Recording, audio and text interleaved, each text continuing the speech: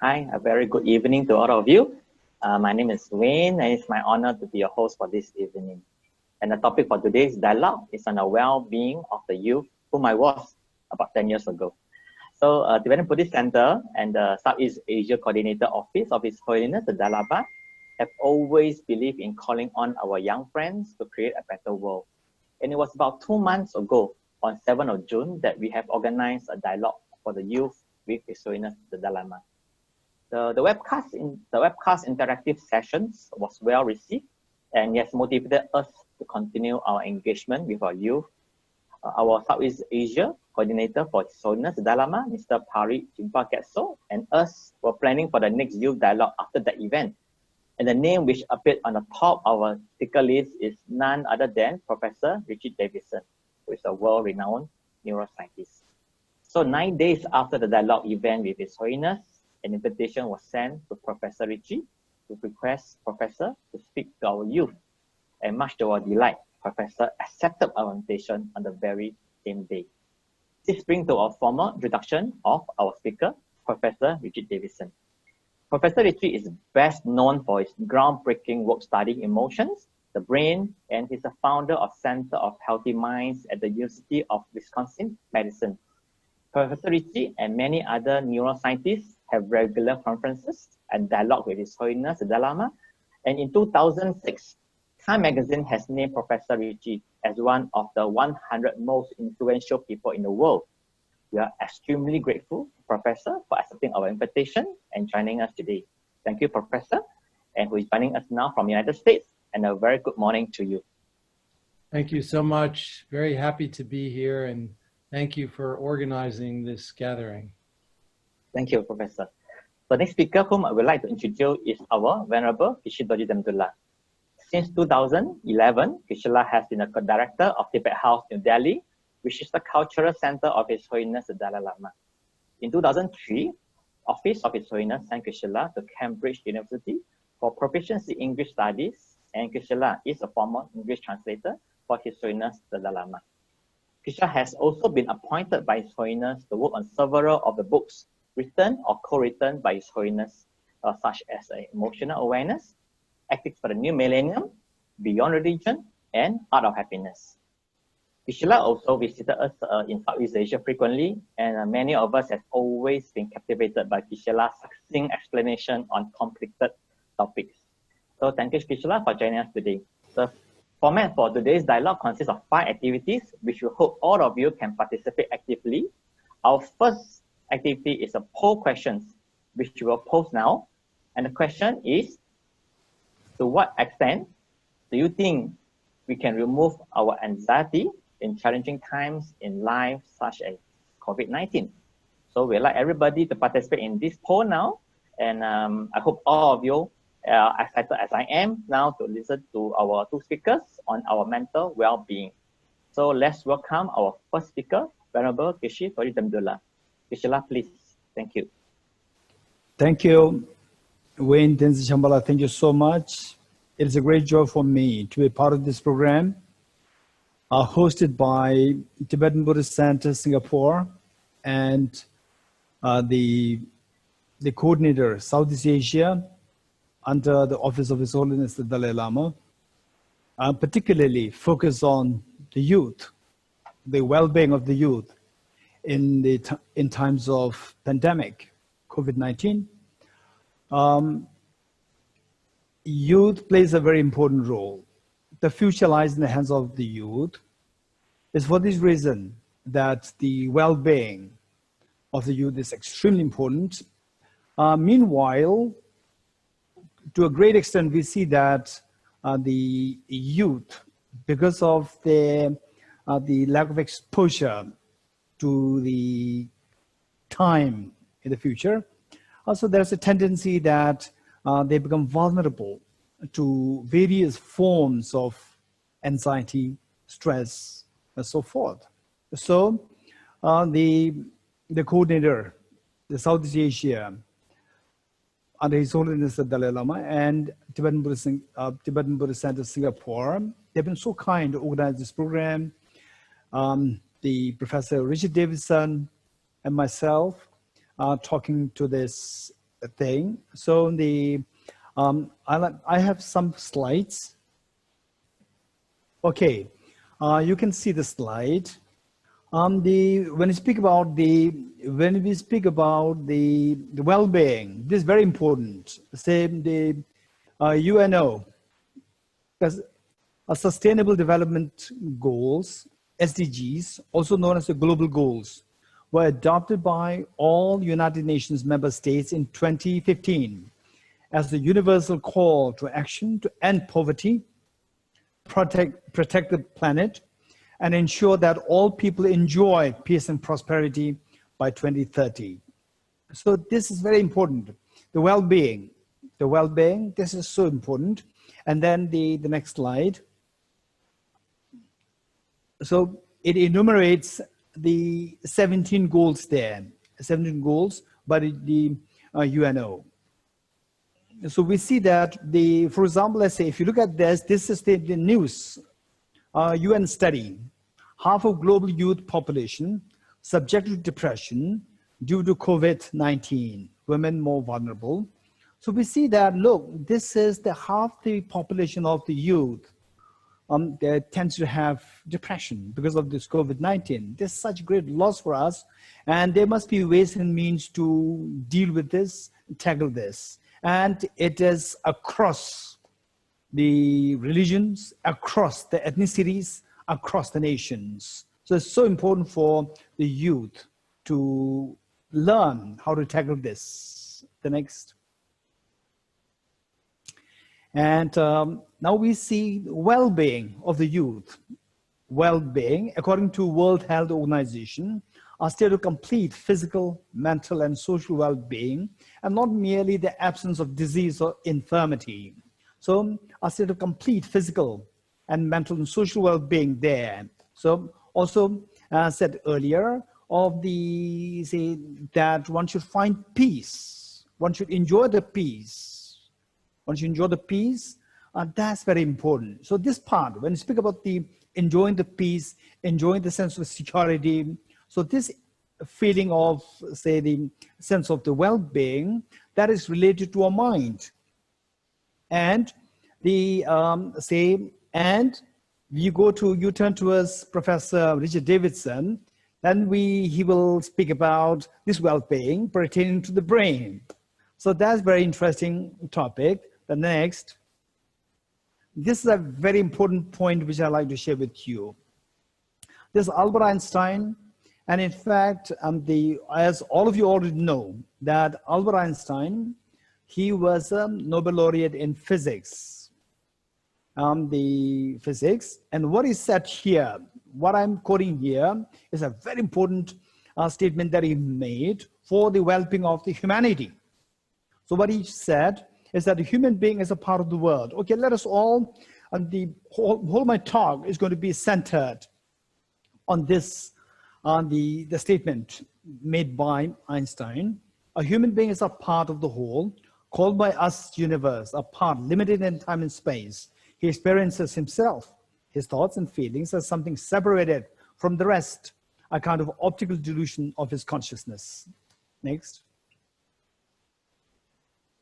This delusion is a kind of prison for us, restricting us to our personal desires and to affection for a few persons nearest to us. Our task must be to free ourselves from this prison by widening the circle of compassion to embrace all living creatures and the whole of nature in its beauty. Okay, why I'm citing this, quoting this, is for a very important reason. Albert Einstein, by profession, he's a physicist. What is said here is not physics. What is said here is not neuroscience. What is said here is a humanity, the well-being. This is what he's talking about. So that well-being should be something empirical. It's an empirical that he's presenting, and it should go beyond a belief. It should be empirical experience where if the world really wants to feel the joy and happiness, then we must resonate our thinking in line with what Einstein said it. The next. Okay, from this, I'm going to touch a very important point, the well-being. The well-being, the way Albert Einstein said it, is about your peace of mind, your happiness, the happiness of the humanity. Meanwhile, say each one of us, whether we're going to have the well-being or not, is in your hand. So how can we do that? Oftentimes, we feel so vulnerable. We feel vulnerable, and what UNO said, that half of the population, the youth, they are so vulnerable to depression and anxiety and so forth. So which means that the question is, the way we presented the question by Wayne La, the organizer of this program, whether or not you, each one of us, particularly the youth, whether you think that this problem can be solved, mental stress and anxiety can be solved completely. Okay, this is the question left to you. And the answer, of course, we have the psychiatrists there, we have psychotherapists there, we have psychologists there. There are all these forms of treatments are there, but greatly, what I would say is that 90% of the problems can be solved by ourselves. So, particularly youth, it is so important to know how this can possibly be done. So I'm going to put it in a very simple way, for the reason that we have only the 20 minutes, now like 5 minutes gone. I'm going to put it in a very simple way. I'll say basically, whether you're happy or not happy, this is what you can experience yourself. So that is, what is that phenomena? What is that phenomena within you, which decides whether you're happy or not happy? This is what we call, there's a phenomena there. There's a phenomena there, which you're so aware of. Your brain, your neurons, synaptic connections, neurotransmitters. We don't see that. We don't experience those, but we do experience something. No, I'm not happy today. I'm happy today. There's something there which is so prominent within us, that yes, I'm happy, I'm not happy. That faculty within us is known as mind. Now, how to keep this mind happy, calm, composed? It is in your hand. But we need to know how to manage this. For this, I'm going to give you a very simple exercise.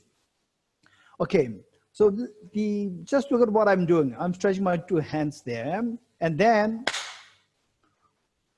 I clap. So the sound of clap comes into being. So this sound of clap, this is analogous. This is the metaphor for the miseries, the tension, the depression, anxiety they go through, the youth you go through. So this sound necessarily arises by the combination of the two hands. And the two hands, one symbolizes external factors and the other symbolizes internal factors. This is reality. And the external factors, the internal factors coming together, then invariably the sound of the miseries, tension, anxiety, anguish arise. So now, if you really don't want to have the sound of the miseries, what should we be doing? So what should we, either we remove the right hand or remove the left hand. And of the two hands, keep in mind, this is a very important exercise. Meanwhile, if you understand this fully, or at least like 80% or 60%, then when you go through difficult times, it can save you from having to go to a psychiatrist. And it'll save you from having to take the very strong antidepressants. So this is going to be extremely helpful, the knowledge. So of the two hands, one external, the other internal, and which of the two hands we are thinking of removing. And in most cases, almost just each one of us, particularly the young ones, think of when you go through some problems, we tend to blame somebody. We look for a target to blame. So what is that? What is that target to which we blame? External or internal? 99% we blame external. For example, here in Delhi, we say that, oh, the weather is not good, it's very hot. And then there is pollution is outside there. My neighbor is not good. So we always look for to blame external factors. And then, of course, it's fine. It's perfectly fine if the external factors by blaming the external factors and your problems become zero, go for it. This is the therapy. Whereas in reality, external factors, they're innumerable in number, and even the external factors which are otherwise supposed to be conducive factor for you, even they can turn out to be negative, destructive. For example, let's say, okay, the young ones, particularly, just think of how true what I'm saying is. Just see how true that is. Let's say when you are alone, you will say that, oh, I'm lonely. I'm feeling depressed. When you're with other people, you say, I have no privacy. This is how we tend to do. So this is our thinking. Whereas there's no option. Either you should be alone or you should be with somebody. If you're alone, there's a problem. If you're with somebody, there's a problem. So this is the external factors. We cannot really do anything to get into the external factors completely. Now the wise people, what they do is they think of the two hands, one representing external factors. Of course, we can try our best to get rid of this, but then also think of the external factors. It's so numerous in number, and those things otherwise supposed to be conducive factors, they can also turn out to be destructive. So whereas the wise people, they will think of removing the internal factors. Internal factor, remove the internal factor, however strong the external factor, no sound. Sound of your misery stops. This is the wise approach. If you know this approach so well, then guaranteed, like 90%, 99%, I would say that you don't have to go to psychiatrists, you don't have to go to psychologists, you can be a self-therapist. Okay, now the next is, how can I remove the internal factors of the two hands? How can I remove the internal factors? So the external factors, however strong, your mind is at peace, composed, and calm. What can I do? So the internal factor is your thinking. So this thinking, a mind, which we call as mind, of course, how the brain works, for that, I have no clue. I have no clue, you have no clue. But a mind, I have a clue. Yes, I know what is happening within me. I'm angry, I'm upset. Oh, I'm a little happy today. I'm more composed today. I get the ice cream, I'm happy. Okay, I don't get ice cream, I'm unhappy. That I know. But when I take the ice cream, what is happening to my brain, that I don't know. So, but your well-being is about your mind. Your mind, which manages your physical, mental, and the society. So this mind, see how to manage this mind. And this mind has so many functions. And of these functions, I want to touch 5. And if you can manage these 5, it's amazing. You can see that your depression can be under control. Your anxiety can be under control. This is incredibly precious information that we all have to learn. So what are these 5? Okay, just to enumerate: contact, attention, differentiation, sometimes we call it discrimination, and then feeling, intention. These 5 are there. Now, we have to be very precise with the workings of the mind on the basis of these 5 activities, these 5 functions of the mind, which each one of us, we should be aware of. If you're aware of these 5, it doesn't matter what is going in your brain. Even if you don't know that, it doesn't matter. You can still manage your emotions so well. Okay, the first, let's say that today in America, for example, say in America is early morning. And then let's say, early morning like 5 o'clock or 6 o'clock in the morning, and suddenly your mother just slams the door and comes in and said, good morning, and then the holding something, good morning and something. This is so unusual that my mother comes in so early in my room. And then but you see that your mother's holding something in her hands. And then what will you do? Okay, and the mother says, happy birthday. Are you happy? Not happy. You are very happy. Okay, and then she says, happy birthday, and something is there in her hands. So now look, what is happening is that, because that usually you get up like 7 o'clock, and it's still 5:30 or 6, and then you are not fully woken up. So what we're going to do is that you first, your eyes come in contact with what the mother is holding. That is a contact. Your eyes come in contact with what the mother is holding. Then, because you see there's something, this is very unusual, and she said it's the happy birthday, it must be something very special. So what do? You rub your eyes. You rub your eyes. Why do you rub your eyes? To pay attention to this. To pay attention to see what it is. And by pay attention, then you come to realize, you are able to differentiate. You're able to realize that what she's holding is iPhone 11. iPhone 11 Pro. This is what she's holding. Wow, then what happens? That is the differentiation. Then what happens? The feeling, a very pleasant feeling comes in you because you have been dreaming of having iPhone X, and now she's bringing iPhone 11. So there's a very pleasant feeling coming in you. That is number 4. With a pleasant feeling, then what happens? Your mind moves, your hand moves, your mind and hand moves towards the package, iPhone 11. Okay, so this is how our mind moves. Now, if I put it in the other way around, let's say, okay, say there was in, I think like November, December 2019. You read the newspaper, okay, coronavirus, 2019, coronavirus. So first you have no clue, and then suddenly you come to realize it is really spreading so fast. So first you come in contact, your eyes come in contact with the news there, and then you pay attention to this, and it's spreading in the news. It says it's spreading so widely all over the world. You pay attention to this, and then the differentiation, you realize that this is happening everywhere in the world, which means happening to us also, to India, to America, to Singapore, to Malaysia, to Indonesia, and so forth, everywhere. Yes, that's happening. Then the feeling is very unpleasant feeling. So this unpleasant feeling, then the intention is, you don't want this unpleasant feeling. So what do? You want to run away from this unpleasant feeling. How to run away? There's no way to run away other than to go into the feeling of depression, anxiety, anguish. So then the uneasiness builds up. And then tomorrow, the news is worse. Then day after is worse. And then months, 2 months, and then lockdown starts. And then the people start to go through the anxiety.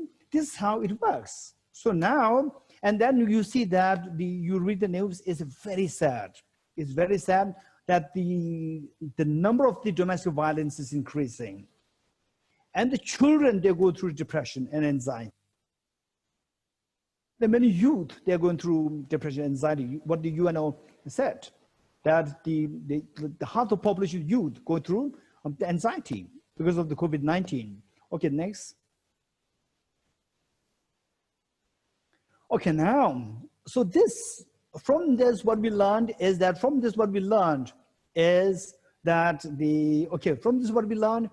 finally that depression is the manifestation of the previous slide. Depression, anxiety is the manifestation of the number 5. Intention to run away from it, run away from the unpleasant feeling. So why do you want to run away from that feeling? Because it's unpleasant. Why don't you make it a pleasant feeling? Why don't you make it a pleasant feeling? Why do you have to have the unpleasant feeling?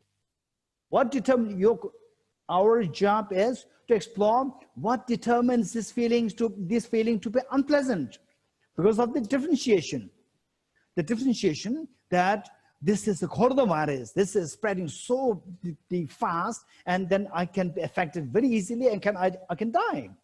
This differentiation is responsible for giving rise to the unpleasant feeling. And I don't want to have the unpleasant feeling. So what do? There's no escape. Then the anxiety builds up. Intention to run away from it, but you cannot run away. So then the anxiety builds up. Okay, and this long-term anxiety, the anxiety is sustained for a long time, it translates into depression. So we see that finally of these five mental activities, the mental activities, intention is what manifests into depression and anxiety. That is because of the unpleasant feeling. Unpleasant feeling is of the differentiation. Now, Finally, we see that unpleasant feeling is what we have to transform into pleasant feeling. The next question is, how can we transform the unpleasant feeling into the pleasant feeling? So that is by changing the differentiation. How can we change this? This is a very important point. Next slide. Next. Okay, I'm going to give you some tips. And of course, I'm running out of time. I'm going to give you some tips. This is so important. So important. Okay, this is because it's a mental function, the differentiation, ability to distinguish. So this is a mental function. This mental function, it involves two things. One is the subject, your mind, which thinks, and the other, the object and the subject. So with the object, these are the several things, some of the ideas we can think of looking at the object in a different way, and then your feeling will be changed. The feeling will be very pleasant. I'll give you some examples because I don't have much time. The relativity of qualities, relativity of things. For example, let's say say I live in Delhi. In Delhi, the temperature in the summer is like 47 degrees centigrade. I don't know what that is in Fahrenheit. It's really very terribly hot. And then from Delhi, wherever I travel to other places, and then one time I landed in Pune, and the host, they came to receive me, and they said that, Geshe, it's so hot. I said, no, I could feel the breeze in your place. They said, no, it's very hot. Then I said, okay, I feel so grateful to Delhi. Because of Delhi, that now wherever I travel in the world, I could feel the breeze. Where everybody's complaining of the heat, and I could feel the breeze. It's because of the Delhi's. So therefore, relativity. Relative to Delhi, all other places, they are very pleasant. So you should be able to see things in relative terms. This will greatly calm down our anxiety, anguish, and the unpleasant feeling. Unpleasant feeling will be subsided. Then number two is different perspective. We must learn how to see things from this different perspective. For example, oftentimes our problems is with other people. With other people, one one gentleman came to me and asked me, okay, Geshe, tell me, I want to go to the garden to do meditation. Please, just one word. What should I meditate? I said, compassion. Then he came again. He said that compassion works in garden, but it doesn't work in the traffic. Okay. Then I said, what's the problem with the traffic? In the traffic, he buys a two-wheeler. He rides a two-wheeler, and then other people, they cut. I said that, okay. So don't think that he cut me. Think of the other person. Other person might have a young daughter, age 4 or 5, waiting in the school where all the other children left, and just this girl is waiting there. This young daughter is waiting there, and he's in such emergency. Okay, that's very true. So then when you realize this, when you're able to put yourself in other shoes, then instead of becoming agitated, you'll pave the way. Please go before me. And your mind is very calm. You have a sense of gratification that I'm able to help somebody. There's a pleasant feeling coming there. And then number 3, the next slide. Okay, broader perspective in time and space. So we should be able to see more broadly. Don't confine yourself in a cocoon. Try to have a broad perspective. Okay, what has happened today? This is just very small in terms of time. Say towards the extreme left, there's a white part, this Big Bang. And then towards the extreme right, this is universe today. So this is the time and then the space. We can see both there. So if you see from the point in this universe, where are we? Where's my problem? It's so insignificant. If you see the world from a larger picture perspective of time and space, we see that what we're going through is so insignificant. I don't really need to be agitated, or it's not really a big deal. So this is another way of looking at things, and your agitation will subside. The next. Okay. And then, of course, the previous one, which is challenges as opportunities. And in fact, we see that many of the challenges that we come across, don't think that I'm very unfortunate, I'm the hopeless person. These challenges make you strong. make you strong. When you face difficulties, these difficulties are the opportunities for you to grow further. For example, all the for example, Muhammad Ali, a world-renowned boxer, he became a great boxer, legendary boxer, because of his coach hitting him very hard, hitting him up the hard punches. If his mother was his coach, he could have never become the world-renowned legendary boxer. Because somebody hit him so hard, he learns how to stop that, and then he becomes a legendary boxer. So likewise, our success is all determined by how great we grow, and our growth is determined by you're learning how to face the challenges. And the next one is the mutuality of dependence, learning to see the world in the mutuality of dependence, that everything is dependent on each other.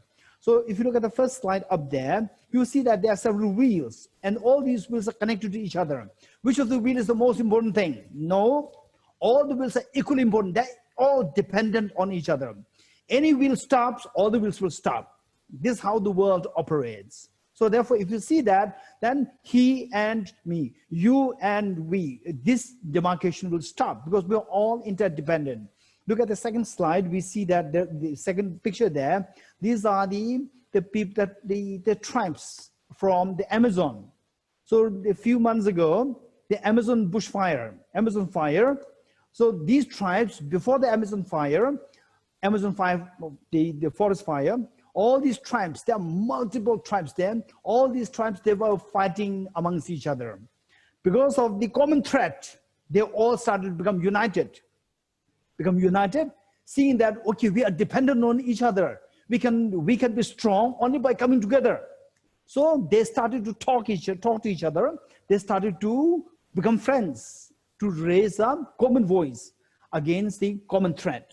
So now we are all confronted by the same threat, that is COVID-19. So the world should come together to fight against the COVID-19. And then COVID-19 is just one example. And there could be many more viruses possibly coming in the future. We never know. Pandemic, say the 1916 was the Spain flu, and now, like after 100 years, this is what happened. Next slide. Okay, the subjectivity. Now, to see things as subjective, this is a very powerful. If all of us, if you really want to get rid of all our miseries, all our tension, stress, and so forth, we have to learn how to see the world, the object as subjective. Even the objects as subjective. What I'm seeing, oh, he's bad.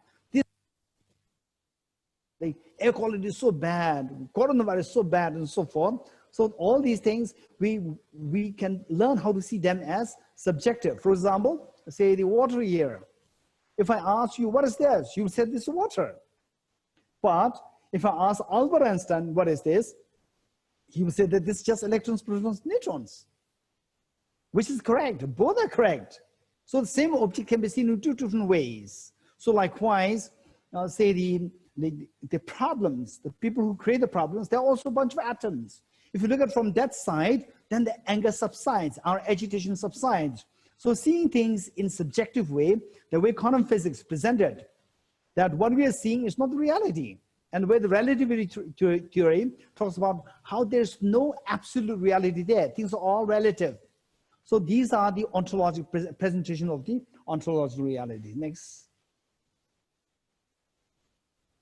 Okay, so now the subjectivity is quite scary. If you understand it fully, then all your fears will dissolve. This is the paradox. First experience could be quite scary. Once you know this, it dissolves all your fears of COVID-19. All the other fears will be dissolved. This is such a healing realization. So like what the quantum physics said, this is what Niels Bohr said. If quantum mechanics hasn't profoundly shocked you, you have not understood it yet.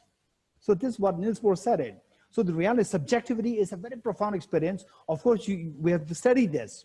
We have to study this. And then once with this experience, you see the subjectivity, there's nothing the objective there, then our fears dissolve completely. Next. Okay, this is a very inspiring picture of the Christian monks. Christian monks learning, studying geometry and astronomy is very inspiring. So the point is that whether you are a believer or not, it doesn't matter. The point is we should be open-minded. Open-minded, this will help us to open the greater horizon of the knowledge and happiness. Next. Okay, so if you look at this, universal ethics for the world peace, His Holiness the Dalai Lama, because of his open-mindedness, he's able to see the world from a very different lens of oneness of the humanity. So he's coming up with the idea of universal ethics where the whole world can come together, where we can see the oneness. We don't divide. We see ourselves as brothers and sisters, and coming up with the programs for the universal ethics for the world peace to be introduced in the modern education system. Next. Okay, I like to conclude with this, with the two pictures here. So these are the Muslim boys from Kargil, Ladakh in India. And these are Muslim boys, and they're performing the dance, and the part of the host were the Buddhist young boys and girls, and then the participants, they were Hindus, Christians, and others were the Jains are there. And then the Muslim boys are performing their dance, and everybody was so happy. They all applauded their performance. This is the youth. This is so beautiful. This is youth. So with this, we can see the hope for the better world. We can see the hope for the oneness of the world, where all the fragmentation will be healed. The next. Okay, this is the Buddhist boys and girls making the performance, and the Muslim boys and girls, and Hindu boys and girls, Christian boys and girls, they were all applauding them for this beautiful performance. All these, this is the unity in diversity. This is so beautiful. This will come to us if we are able to see our mind, how our mind operates, and to seeing the oneness, then the pleasant feeling is triggered. With a pleasant feeling, then the intention of the relaxation will be experienced. So this is when we create the well-being, this feeling of the pleasant feeling, and then your mind rests and feels the calmness. That is well-being. This is what we expect all the young boys and girls to approach. Next. Okay, here are the two books I like to suggest for everybody to read. Emotional Awareness by His Holiness the Dalai Lama and Professor Paul Ekman, and the Destructive Emotions, Destructive Emotions, which is a part of the Mind Life Conference, the proceedings, edited by Daniel Goldman. Okay, thank you. Thank you one and all. Thank you so much. Thank you, Geshe, for your sharing. I believe some of you may have some questions now, but please keep them with you now for the time being, and we can raise them in the third and fourth activity, where there will be some direct interactions with our speakers. So we have our second poll question coming up, and the question is, do you know how to redevelop our brain to bring happiness to ourselves? So without further ado, let's welcome our second speaker, Professor Richie Davidson. Professor, please. Thank you so much, and thank you, Geshe, for your wonderful presentation. It is a joy to be with all of you today, and I really appreciate this opportunity. I am a neuroscientist by training. When I began my career, I began it with one simple question, and this question still is a very central one in our work today. And the question is, why is it that some people are more vulnerable to life's challenges and others more resilient? And how can we nurture those qualities, those positive qualities that promote increased resilience and flourishing? That's the question. And in the early part of my career, I spent many years studying the brain mechanisms that were associated with vulnerability to stress, to anxiety, to depression, trying to better understand why some people were more vulnerable so we can help them in a more effective way. And then I met His Holiness the Dalai Lama for the first time in 1992. And when I first met His Holiness, he challenged me on that day, and he asked why I couldn't use the same tools of modern neuroscience that I was using to study anxiety and depression and fear and stress. Why can't I use those same tools to study kindness and to study compassion? And that was the beginning of a wake-up call that ultimately led to the establishment of our Center for Healthy Minds and to pivoting our work more toward these positive qualities. A few years later, when I saw His Holiness again, he was more direct on this second occasion and challenged me more specifically and said that he would like me to take the practices from his tradition, turn them into a form that were more universal that anybody can engage with, investigate them with the tools of modern science. And if we found those practices to be valuable, to disseminate them widely. And this I have incorporated as my assignment for the remainder of my life. And this is really why I'm with you today and what I am doing. One of the things that's very important is to appreciate that this work that we and other scientists have been doing coincides with and really is built upon a foundation that comes from important developments in modern science. And I'd like to describe a few of those developments because they are absolutely vital in understanding how we and others have been able to proceed with the science of meditation and other related qualities and practices at this time. So the first important insight in modern science is around neuroplasticity. Many of you have probably heard this word before, and this is actually a word that is particularly apt to our youth, to adolescents in particular. Neuroplasticity means that the brain is changing. And one of the things that I often say is that the brain is changing wittingly or unwittingly. Most of the time, our brains are changing unwittingly, meaning that we're not aware of the changes. We're not aware of the forces around us that are shaping our brains.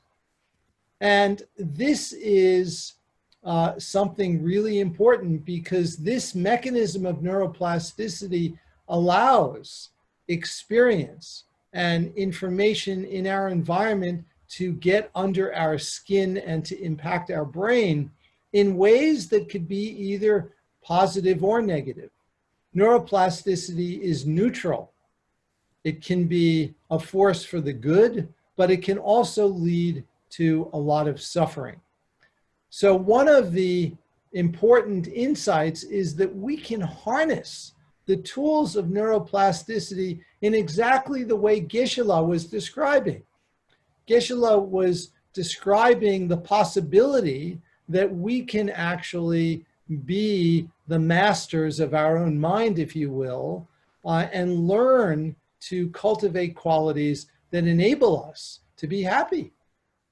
And we can do that through the mechanisms of neuroplasticity, because one of the most important things that we've learned in the scientific research over the last 15 years is that when we train our mind and we cultivate positive qualities of the mind, our brains will change. And our brains will change in ways that support the enduring display of these positive qualities. So this is really an extremely important insight, and one that underlies a lot of the work that we do. And one of the fantastic things in modern science is that we can investigate the brain non-invasively in human beings. We can put them in an MRI scanner, which is really completely safe, and it allows us to measure the structure and the function of the human brain, and we can do this serially over time so that we can actually see how changes unfold within an individual as that person trains their mind to cultivate these positive qualities. So that's the first theme, neuroplasticity. The second theme that I'd like to mention is, in many ways, we can think of it as the equivalent of neuroplasticity in the realm of genomics. Genomics is the study of our genes, and each of us has a sequence of base pairs which constitute our DNA. And for the most part, that will not change over the course of your lifetime. However, each gene has what you might think of as a little volume control, a way for that gene to be regulated, a way for the gene to be turned on or turned off. And that volume control is influenced by our experience. It is influenced by our demeanor, our emotional demeanor. It's influenced by our training. And we and other scientists have discovered that when you train the mind, you actually influence epigenetics, which is the science of how genes are regulated, so that you can literally influence the extent to which a gene is turned on or turned off. And so this leads to a radical rethinking of the nature-nurture relationship, and speaks to another very important theme that Geshe mentioned in his presentation, which is interdependence. We are just fundamentally interdependent, so that we can't think of our genes as somehow being separate from our environment and our experience and our actions and our demeanor. All of these elements interact together. Now, these two mechanisms, the mechanism of neuroplasticity and the mechanism of epigenetics, provide a framework for understanding how training the mind can actually impact our brains and our bodies. And this has led us to a very simple but very radical conclusion, and that is that well-being, the kind of well-being that Geshe beautifully mentioned in his description of the World Health Organization definition of health and and the UN sustainability goals, which describe well-being as one of those SDGs. And it turns out that our work and the work of many other scientists has led to the conclusion that well-being is a skill. Well-being is best regarded as a skill, something that can actually be nurtured through training and through experience. And so previously, scientists would measure a person's well-being and assume that their level of well-being would basically remain constant in their adult years, with the possible exception of some dramatic trauma which may occur, which might influence their well-being. But aside from those dramatic environmental stressors, the assumption has been that well-being is pretty constant and is relatively fixed. And our findings suggest something very different, and that is that we can nurture our well-being. Now, there's one other theme that I'd like to mention at the outset, which is another really important theme, and there is a growing corpus of modern scientific evidence to support this. And that is that there is innate basic goodness. Innate basic goodness. And what I mean by that is that human beings actually come into the world with a predisposition to be good, with a predisposition to prefer interactions that are warm-hearted and caring compared to those that might be selfish or aggressive. And there is a robust scientific literature on this, which indicates that among very young infants, say 6 months of age, if you show the infants puppets, for example, that are cooperating together versus those that are mean and selfish, the infants will prefer the puppets that were warm-hearted and cooperative. And these data, and it's not just one isolated study, it's many studies which show this, these findings support the idea that we all come into the world with this innate basic goodness. And when we engage in practices designed to cultivate compassion, for example, we are not creating something just out of the blue or something new, but rather we're reminding ourselves about our own true nature. This is actually who we are as human beings. We have this innate capacity. And the practices to cultivate compassion are practices that remind us of our true nature and help to strengthen it. But they're not creating this just from nothing. These are qualities that exist within each of us. So this is something really, really important. So I want to say now a few things about adolescence, since we are talking about youth here. And this is really an important area in scientific investigation. Over the course of the first 20 years of life, there are 3 major sensitive periods that scientists have described. And sensitive periods are periods during which the brain is particularly susceptible to influence, to plasticity, and to reorganization. The 3 periods are around birth, at the onset of schooling, roughly between the ages of 5 and 7 years, and during adolescence.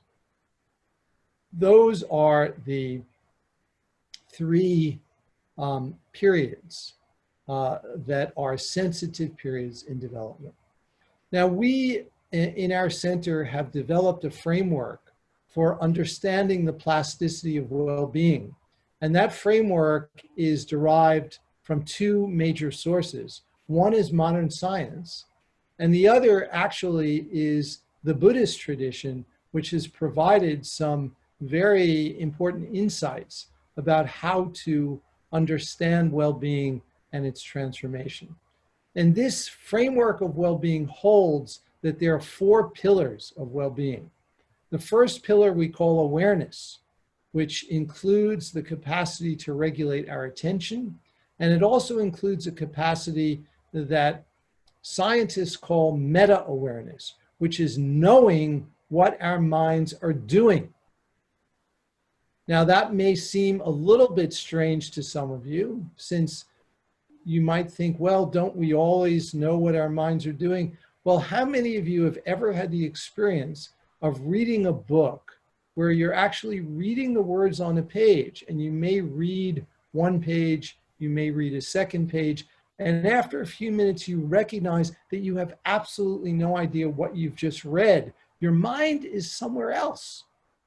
that's an example of a lapse of meta-awareness. But the moment we recognize it, the moment we wake up, so to speak, is a moment of meta-awareness, and we can bring our mind back. Well, it turns out that this is also a capacity that can be strengthened and is importantly related to well-being. So the first pillar is awareness. The second pillar of well-being we call connection. Connection is about qualities that nurture positive social relationships, qualities like appreciation and gratitude and kindness and compassion. The third quality, or the third pillar of well-being, is called insight. And this is insight into the narrative that we have about ourselves. We all carry around this narrative about ourselves. And at the extreme, there are people who have very negative beliefs about themselves, and they believe those beliefs. That is, they hold those beliefs to be a real description of who they are. And of course, that is a prescription for depression. And so insight is really about insight into the nature of this thing that we call the self, the me, the I. And there are specific practices, particularly within the Tibetan Buddhist tradition, that have been enormously valuable in exposing the illusion of this self that we construct. And this is a very important part of developing a healthy sense of self and overall well-being. The fourth pillar of well-being we call purpose. And purpose is about finding your true north, finding your sense of direction in life, and most importantly, aligning your everyday behavior with the sense of purpose. Now, early on in life, at the very beginning of life, we have the first two pillars of well-being. We have awareness and we have connection, at least to some extent. And then during adolescence, insight and purpose begin to come online, begin to assume importance. And adolescence is also a time where if development is going to go in a negative direction, it will. That is, this is a time when if you're going to develop a psychiatric problem, most psychiatric problems have their onset during adolescence. And in the United States today, and in many other countries, I don't know what it is in Singapore or in other countries that you may come from, but in the United States today, the sad fact is that among adolescents, there is more than one suicide every single day, which is really very tragic and frightening. And that rate of suicide is going higher and higher. And the stress of the pandemic is further exacerbating these problems. And so the cultivation of well-being during adolescence, during a time when the brain is particularly amenable to being shaped, is so incredibly important. And there are many ways to shape the brain, many ways to train the brain. And one of the most important insights is that engaging in altruistic behavior, sharing, being generous to others, is one of the most powerful ingredients for the promotion of well-being, for achieving a sense of purpose and establishing connection to others. And of course, this is something that His Holiness the Dalai Lama has been saying for decades. And modern scientific evidence is now supporting these views that engaging in acts of generosity and kindness is a very powerful catalyst for the promotion of well-being. So I think I'm roughly at 20 minutes now, and I will end in just a moment. But before I end, let me simply say that this is a very challenging time on our planet today. We're facing a pandemic, the likes of which none of us have ever seen in our lifetime. This has not only caused dramatic challenges for our global health, but it also has led to economic devastation in major parts of the world. It is my sincere aspiration that we can all learn something from this pandemic, and that the post-pandemic world will look different from the pre-pandemic world.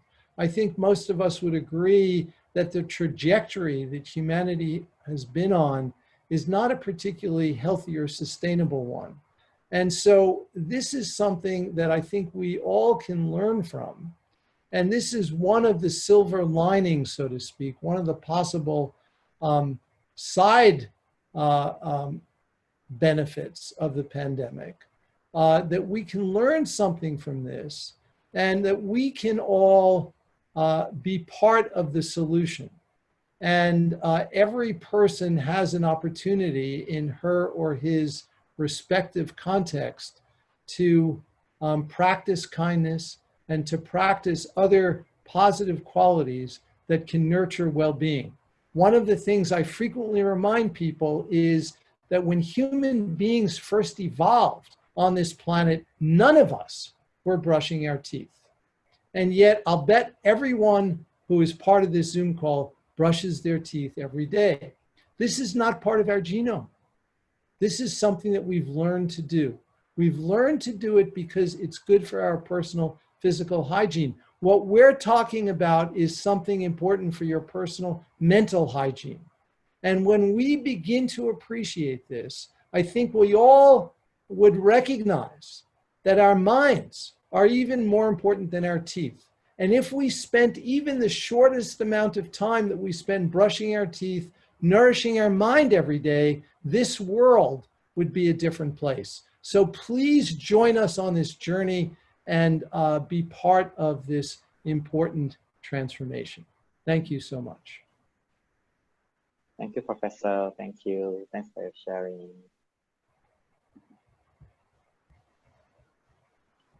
So we will now come to the exciting part of our third activity, which allowed everyone to have a direct interaction with our two speakers in the respective rooms. So half of the participants will soon enter breakout room 1 together with Professor Richie for some direct discussions. These sessions will be moderated by our youth group member, Yovi, from Indonesia. So Yovi is 27 this year and she's based in Jakarta. She's currently a program officer for the European Union support to higher educations in the ASEAN region. The remaining half of the participants will stay in this main meeting room with Geshe Damdul for more interactions, and the session will be moderated by another of our youth group member, Leonard Sim from Singapore. And Leonard will be assisted by Brother Wilson, who is our board member of the Southeast Asia Coordinator Office of His Holiness the Dalai Lama. Leonard is 23 this year, and he is currently studying in the National University of Singapore. Leonard is the General Secretary for Hash Peace, an organizations to develop leadership program that combines leadership with youth advocacy for racial and religion harmony. Hi everyone. Hi Geshe. Thank you for your wonderful presentation earlier. So now we enter this space for us to have a short interaction time with Geshe. So for those of us here in the Zoom call, okay, if you'd like to ask Geshe a question, you can use the raise hand function, and then I will invite you to raise your question to Geshe. Okay, other than that, if you do not wish to raise your hand, you can also type your question into the chat, and we will also raise your question from the Zoom chat to Geshe. So I think to start off the session, most of you who had signed up for this session via our registration form. You have also sent us some of the questions that you like to ask our distinguished guests. So we'd like to thank you for submitting so many questions. We had about over 100 questions submitted by all of you. So we have selected a few to start off the session. Maybe I'll ask Geshe, one of the questions that our participants have asked us. Okay, it's from a participant by the name of Danry.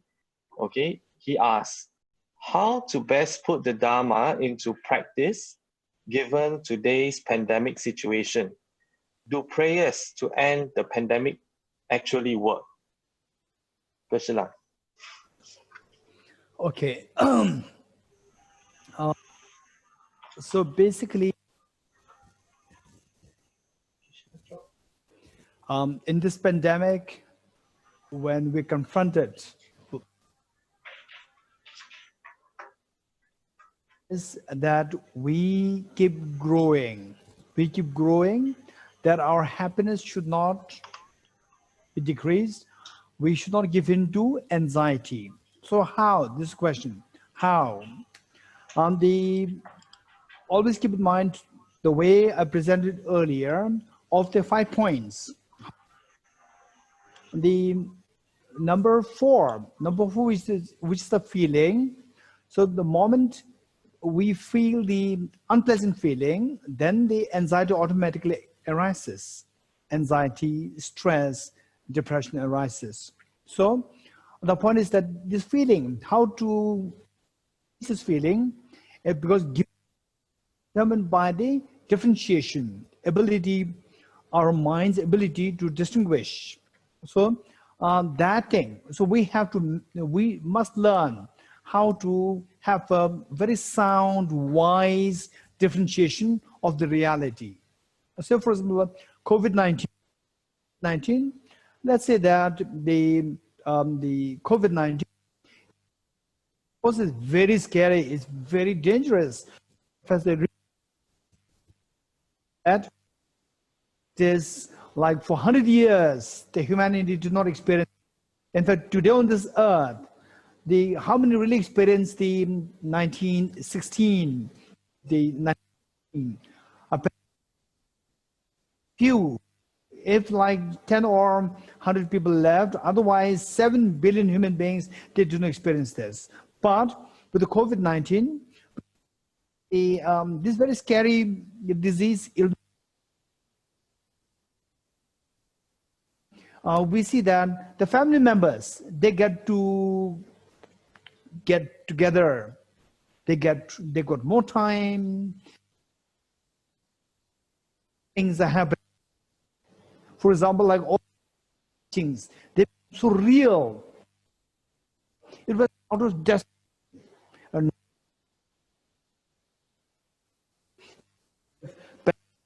everybody comes to feel that. We have to see how to maintain the feeling. Number four, the feeling,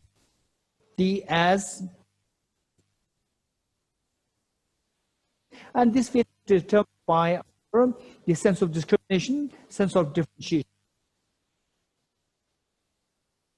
For example, let's say that these ancient systems, that's amazing. For example, the glass, all of us, we know about it.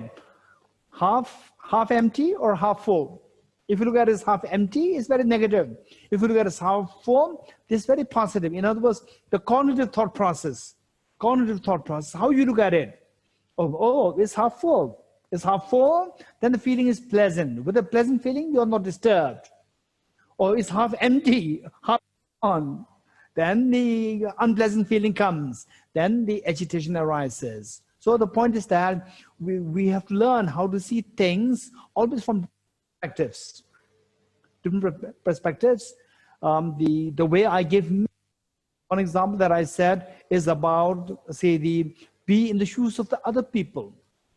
Be in the shoes of other people, other person.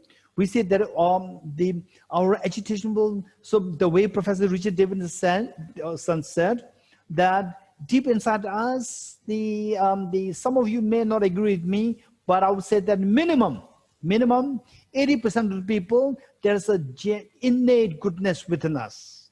With this innate goodness, when you see somebody else in a difficult situation, you will empathize. This is what happens. When you empathize, your mind is not agitated. When you see that I am hurt, then the mind is agitated. So in other words, we have to learn how to change this discrimination, this mental function discrimination from negative to the positive. Automatically the feeling is taken care of. Feeling will be transformed from unhappy to the pleasant feeling. With a pleasant feeling, calm feeling, then the agitation subsides. This is how the mechanism works. With the COVID-19, while it has so many, is very scary, at the same time, there are many plus points as well. For example, Delhi, you wouldn't believe, Delhi, I've been here in Delhi for the last almost like 10 years, 10, 11 years. I never once a day, I never saw blue sky. With the COVID-19, on the third day, I started to see the blue sky in Delhi.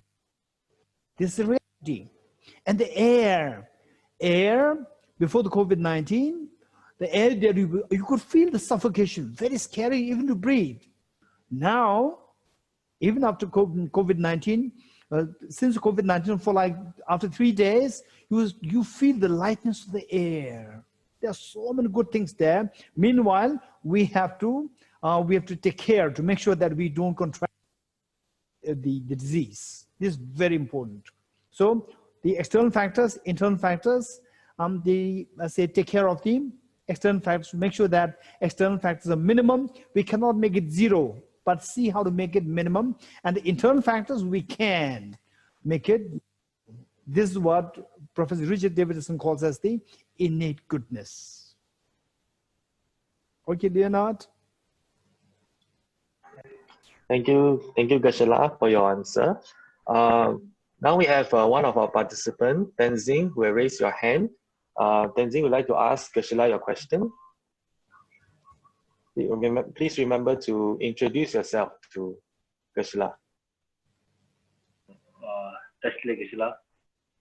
My name is Tenzing. I am a Tibetan. I'm right now here in Gangtok, Sikkim. And for this today's very much interesting debate, I was initially, aiming to join because here in Sikkim, we are having a lot of suicidal cases. We have seen a lot of youth, and surprisingly, we have also seen some of the adults, like who are in their 50s, who are in their late 40s, also committing suicide. So my first question to Geshe would be like, once you have a society wherein you see a lot of suicidal cases happening, like, does it become like a trend wherein people feel that, okay, somebody in that neighborhood, he did that, so maybe it's very easy for me to also, end up my life or something like that. So, like, does it become like a trend, or is there any other factor that is, the result of this increasing suicidal cases? So that will be the one. If I may ask the second question, what we have seen, through your presentation and through Richard Sir's presentation, is that, in this global community, we are, the youth are supposed to generate some kind of compassion, some kind of kindness towards each other. But however, how about those youth, who may not be able to develop these qualities, and at the same time, who would agree to give up his, self-centered attitude? So I'm just trying to understand between the self-centered attitude and the other part, which is, being compassion, taking care of others. So between that, is there a bridge, wherein, for example, a person is wants to move from being self-centered to the being compassion and considering the interdependent like reality, like is there a bridge in between which will help him to transcend? So these are two questions. Thank you. Okay, so Tenzin, thank you so much. Your questions are extremely relevant here. And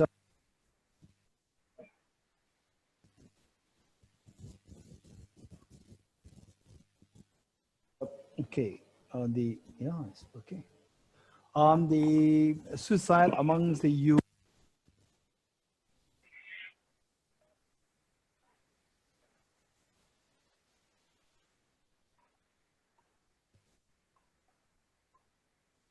Okay, can you hear me? Okay, Yes, thank you. no. Whether or not some kind of trend comes to is created, and then the people, the youth, the tendency to commit suicide becomes increasingly more. This is very true, very true. So therefore, there's a very popular English expression which says the ignorance is bliss. Ignorance bliss. This is very true. So the point is that once you see somebody else committing suicide, another person committing suicide, then it is as well like, actually this all, you don't know the consequence of this, and how harmful that is for the community, for a family, and so forth. And then with this ignorance, and then you think that, okay, I have a little problem, so once I commit suicide, my problem is over. This is not the case. So this is like ignorance is bliss. Now this is very unfortunate. Yes, what Tenzin said is very true. It can become like a trend. So the point is that the youth, in fact, particularly the youth here, the people who took part in this program, we all have the responsibility to create this awareness amongst other people that there are always better options, much more meaningful options to curb the problem of the tension, depression, and so forth. Always there is, this life is so beautiful, and these problems can be brought to an end. We have to, first of all, we have to learn how to bring an end to this by changing the thought processes, cognitive thought process, and changing the feeling. And then your mind will feel the ease. You feel, this life is so precious. So we all have the responsibility. Martin Zilla, thank you for that. Then the second one is whether or not there's a bridge between the two ways of the two models of thinking. One is self, so forth. So some people, they think that, okay, compassion is not really for me, so I can't really give up my self-centered attitude. Okay, this is a very important point. What I would say is that His Holiness the Dalai Lama, his answer that His Holiness gives is the exact answer that Tenzin would be happy to hear. His Holiness calls what is known as the wisely selfish. Wisely selfish. Wisely selfish is the greatest of the compassion. Greatest compassion is the wisely selfish. So therefore, this is a compassion plus it is being selfish. Why is selfish? So there's a selfishness there plus compassion there. How it is selfish? Because being compassionate, you receive the maximum benefit. So therefore, selfish people, why selfish? Because selfish means I'm seeking everything for me. But you don't get anything out of being selfish. Whereas you are compassionate, you get everything. So this is a wise selfish. And then say by being compassionate, your immune system is built up. And today we see the coronavirus, if you ever coronavirus, the adverse on you or not is determined by of your system. What is immune system? If your immune system is strong, affect you at all. You can become at the most like asymptomatic. Easily you can you can face the fatality. So that being compassionate, That is the one which gets the maximum benefit for yourself. So this, what His Holiness calls as the wisely selfish. Wisely selfish. Because you are being so kind, there's compassion there, and you get the maximum benefit. So this is a bridge between the two. So this is so important. Finally, the point is that we should learn to gain conviction how, by being compassionate, you get the maximum benefit. Your immune system will be boosted, and your health, longevity happens, your good health, everything good happens to you. This we must gain conviction. For this, we can actually, there are systematic trainings, and it's so good if we can learn this, if we can practice in this. This will be of great benefit for each one of us. Tenzin, thank you so much for a very, very, very relevant question to this group. Okay, more questions? The last question, I'll just go with the first question we have here. It's from one of our participants joining in. Tencho wants to ask, how can we see death as interdependence, which is an experience that we go alone, whereas birth is dependent experience, where we are born through our mothers? So this is a good question. Thank you so much. They birth, you're born and you're alone. So there's no interdependence. This is independent, in isolation. In isolation, you take birth. In isolation, you leave the world. So where is interdependency? Okay, this is much. Okay, let's say the birth. But this, in fact, if we think carefully, first of all, I agree with the questioner. Meanwhile, if we delve a little deeper, we see that the birth invariably involves the two parents. The two parents. Not only two parents, that your karma meaning, okay, if you believe in karma, then the potential of your mind has to have some connection with your two parents. So that is also involved. Then your two parents are involved. And then the two parents, the whole society, somehow which makes the two parents come together, that is also involved. So all these factors are involved that you take birth there. So who takes birth there? You. And in some cases, the Siamese twins is there. Not only you, the brother or sister, Siamese, the twin brother or sister can also be there. Otherwise, but dependent on so many other factors. Without the two parents, we cannot really take birth. And at the time of death, yes, we go alone, but at the same time, when we die, I say that the death to many is very scary experience because you are going to unknown.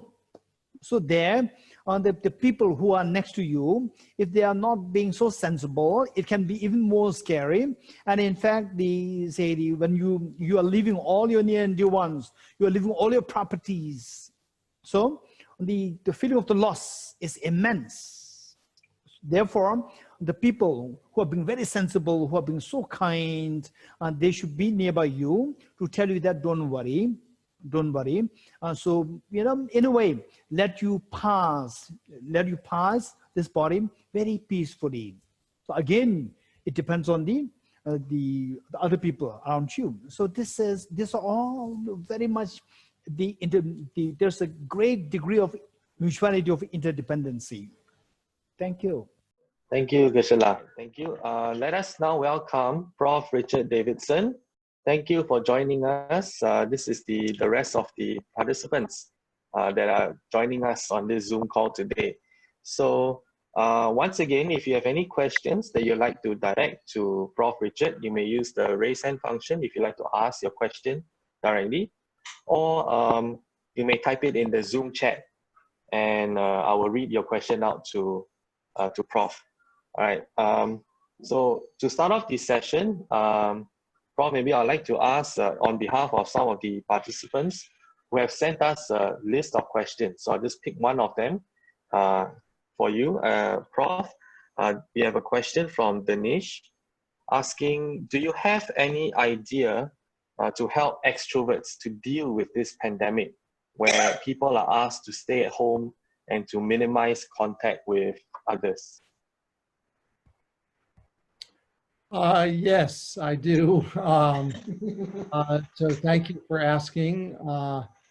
It is a very challenging time, and the public health recommendations to physically distance and to mostly stay at home are challenging, particularly for certain kinds of people. And there are a few things that I think are important. One is to spend a few moments each day reflecting on how engaging in these behaviors is really an act of generosity.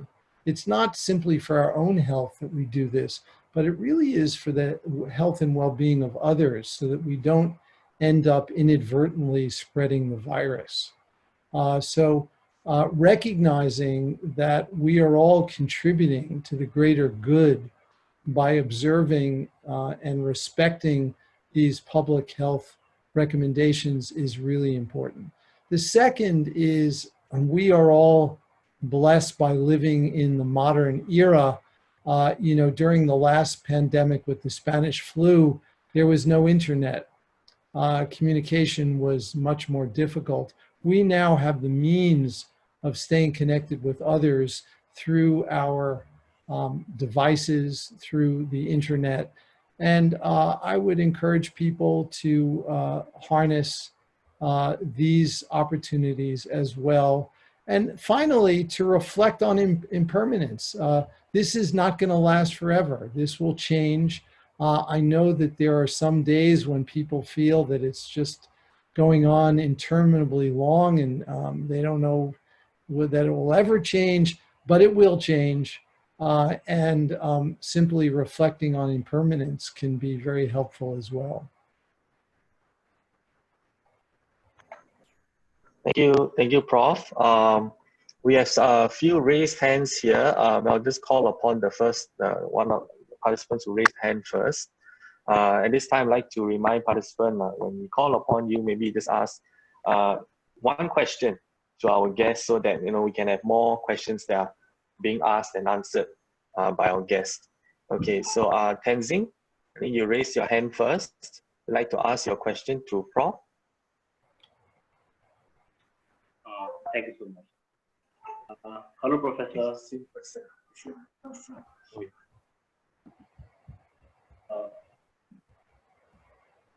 Professor, my question to you would be, since you have, towards the end of your talk, you have said that we need to learn some lessons from this pandemic. From your understanding, being a scientist, what do you think are the 3 lessons that we need to learn from this pandemic? And we being youth, we have to be in the future. So what are the impacts that we can put on these 3 lessons that you think that we have to learn? So I think that one of the important lessons from the pandemic is to be reminded of basic goodness. We see healthcare professionals who are on the front lines, risking their own health to care for others. We are, all of us need to eat every day, and having a meal on the table requires many people who participated in one way or another to create the causes and conditions to allow that to happen. And so I think that as our lives in many ways have become simplified during the pandemic, this is an opportunity to appreciate the basic goodness of humanity, and also to appreciate our interdependence. And so spending a few moments intentionally reflecting on this each day, I think is extremely important. Mealtime is one of the good opportunities to do this, to reflect on all of the individuals who are required to enable us to eat. And we all eat several times a day. So this is, I think, a great opportunity. The other issue, I think, during this pandemic is to appreciate that our lives can be less complicated. We don't need to travel as much. We can remain interconnected in other kinds of ways, like we're doing now. It's not to say that this virtual world should replace meetings in person. I don't think that that should occur. I think there's a lot of value in face-to-face meetings, but I also think that there is something to be learned from some recalibration here. And so I think that this is going to be a real opportunity for going forward in the future in a way that is perhaps more balanced. And finally, let me say that for the youth in particular, I think this pandemic is a real teaching in the importance of planning ahead and taking into account future possibilities to optimize outcomes in the future. The response to the pandemic that we're seeing in the United States, I think, represents a catastrophic failure to really think clearly about the future and to take into account basic scientific facts. And so I think that one of the optimistic features of this is that youth, I think, are more appreciative of science and respect science in a way that will enable them to make better decisions to plan for the future. Thank you, Prof. We have some questions in the group chat, so I'll just ask one of the questions here from Tenzin Bhuti. Can we really heal from our past traumatic moments completely through learning new mindsets? I would say, yes, it is possible, but I would also say that it's very variable, it's complicated, and it doesn't occur for everyone. But the evidence does show that it is possible, that there is much more plasticity in our brains and our bodies than we previously thought was possible. But it requires, in many cases, intensive practice over a long period of time. And so I don't think there are any magical solutions here. And, you know, it's not going to be the same for everyone. But, you know, that's, I think that that is simply the way it is. And we need to work with the causes and conditions that each of us experience. Thank you, Prof. Maybe now I'll call upon Paljor. Forgive me if I pronounce your name wrongly. Paljor, would you like to ask your question to Prof?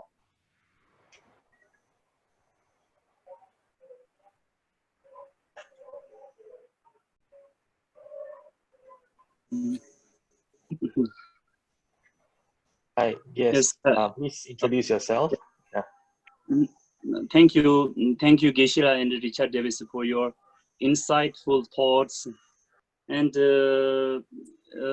Richard Davidson, you have identified the 4 pillars of well-being, but you have not explained how the 4 pillars of well-being are interrelated and how they can together brings us happiness.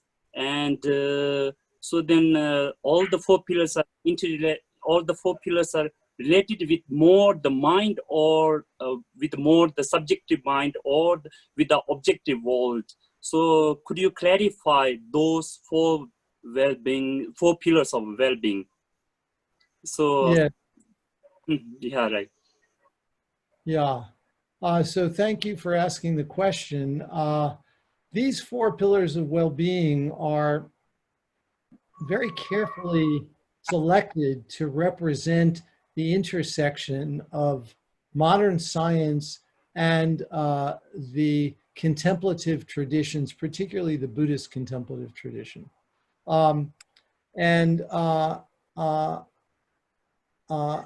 They refer to both subjective and objective. So that's one of the beauties of this framework. There is evidence to suggest that they affect our experience, our subjective experience, but there's also evidence to suggest that they impact our brains and our bodies and our behavior.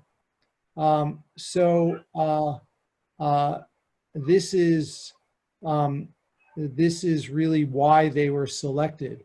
I also should mention, and I can put in the chat box, we've developed an app to train each of these four pillars of well-being and also to measure them. It is available in English only, but it is available all over the world, and it's completely free. So anyone who wishes can download it. And I'll put in the chat box, you can look at a website called tryhealthyminds.org. I just put it in the chat box.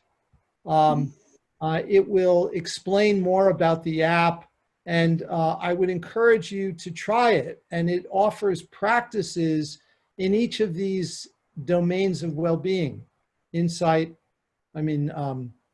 awareness, connection, insight, and purpose. So there are practices to cultivate each of these qualities that you can do on a daily basis.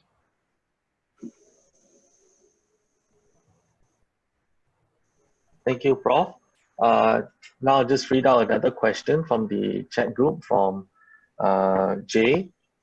Is the cause of depression solely dependent on how we utilize our mental perspective?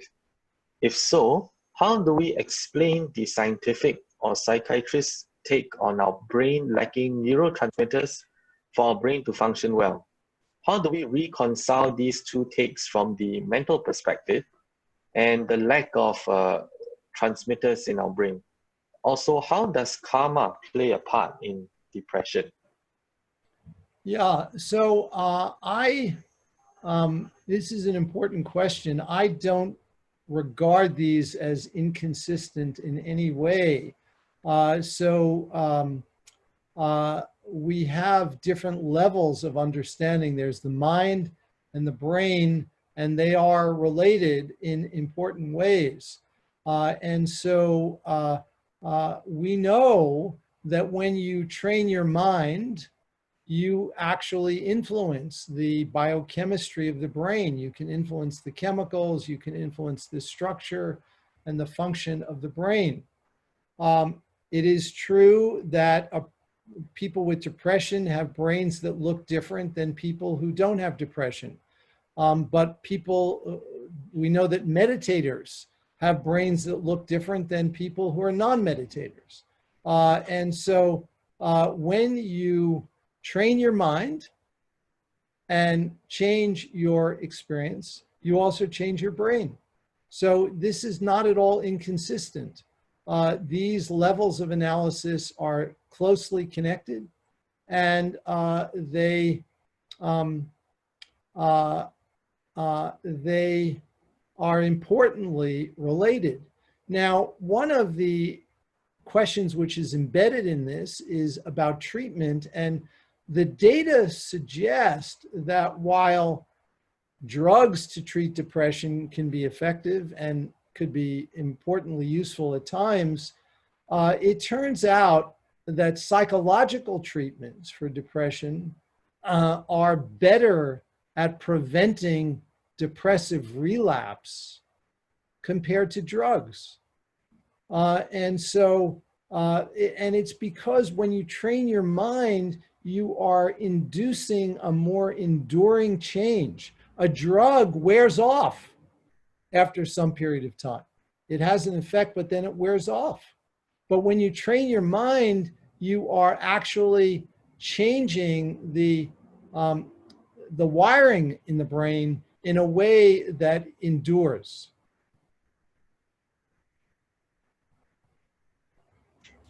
Thank you, Prof. Maybe now I'd like to call on Javier to ask your question. Okay, hello, Professor. It's very nice to meet you. My question is quite basic and simple. I assume you, as a worldly known scientist, you will speak things based on data, based on facts and everything. So I would like to know, when was your aha moment to see, right, this Dhamma, the Dhamma teaching, is related with what you've been studying for years, that this teaching can work together with science? That's my question. And your cat looks very adorable. Thank you. Yeah, my cats like to participate in Zoom meetings. There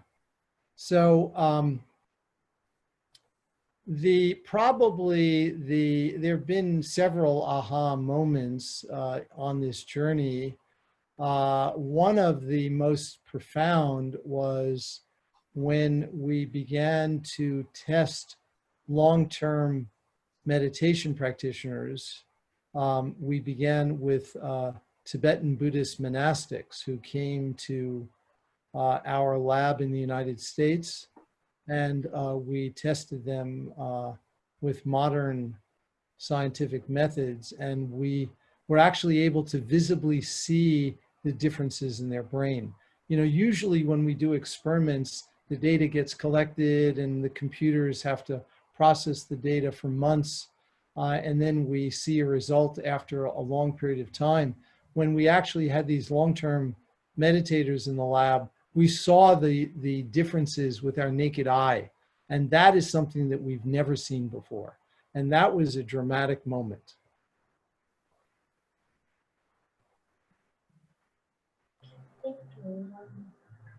Thank you, Professor. I think in the interest of time, we'll just have one last question from the one of the questions here from the group chat. From Tenzin Nima, in nature versus nurture theory, what is your thoughts on this in relation to suicide and the person's personality? Because in humoral theory, it talks about some personality being more melancholic by nature. If that is the case, then how do we, or how can we prevent suicide? Yeah, thank you for that question. The framing of the question as nature versus nurture is completely inappropriate. It is nature and nurture, always. It's never nature versus nurture. So it's always both. There are important predispositions. We come into the world with certain kinds of predispositions. In the Tibetan Buddhist tradition, some may call that our karma from a previous lifetime.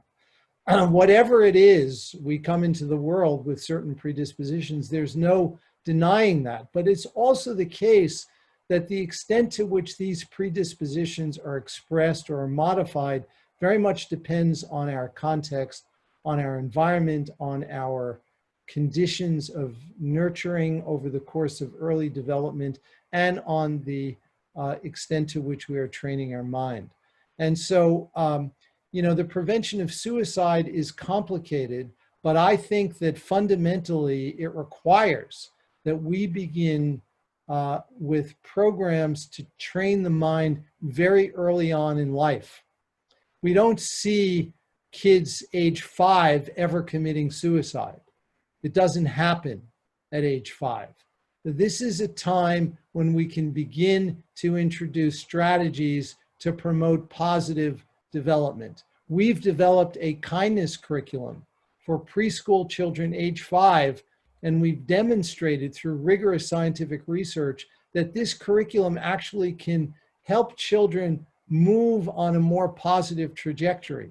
And we think that strategies of this kind can operate preventatively that will have effects many years down the road and help to decrease the incidence of suicide.